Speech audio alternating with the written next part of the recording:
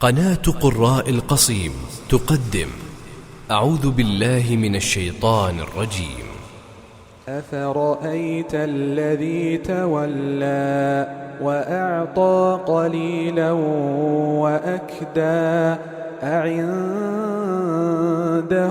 علم الغيب فهو يرى أم لم ينبأ بما في صحف موسى وإبراهيم الذي وفى ألا تزر وازرة وزر أخرى وأن ليس للإنسان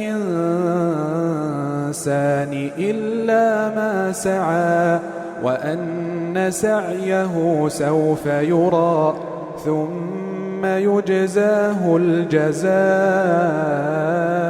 الأوفى وأن إلى ربك المنتهى وأنه هو أضحك وأبكى وأنه هو أمات وأحيا وأنه خلق الزوجين الذكر والأنثى من نطفة إذا تمنى وأن عليه النشأة الأخرى وأنه هو أغنى وأقنى وأنه هو رب الشعرى وأنه أهلك عادا الأولى وثمود فما أبقى وقوم نوح من قبل إنهم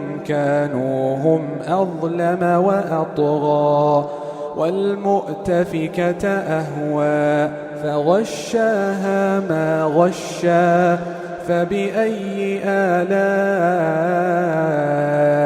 ربك تتمارى هذا نذير من النذر الأولى أزفت الآزفة ليس لها من دون الله كاشفة أفمن هذا الحديث تعجبون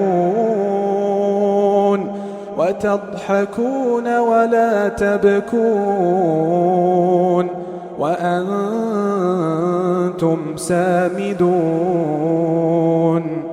فاسجدوا لله واعبدوا. قدم لكم هذه التلاوة فريق قراء القصيم. ولمزيد من التلاوات زوروا قناة قراء القصيم على اليوتيوب. والسلام عليكم ورحمة الله وبركاته.